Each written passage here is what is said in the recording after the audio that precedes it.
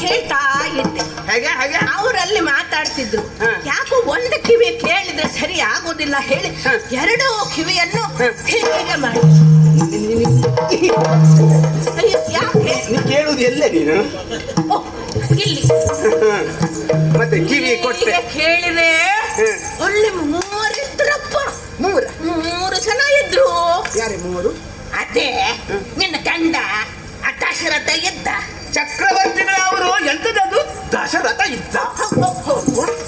ದಶರಥ ಮಹಾರಾಜರು ಅಯೋಧ್ಯ ಭೂಪತಿ ಅಲ್ಲಿ ಇದ್ರು.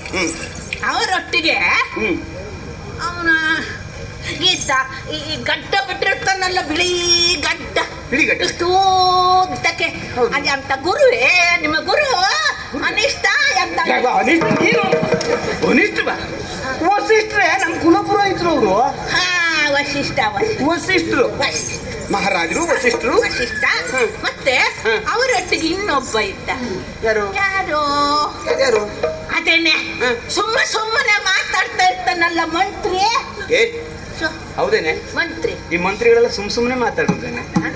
ಈ ಮಂತ್ರಿಗಳೆಲ್ಲ ಸುಮ್ಮನೆ ಮಾತಾಡುದು. ಅವರು ಸುಮ್ಮನೆ ಇದ್ರು, ಇವ್ರು ಬಿಡೋದಿಲ್ಲ.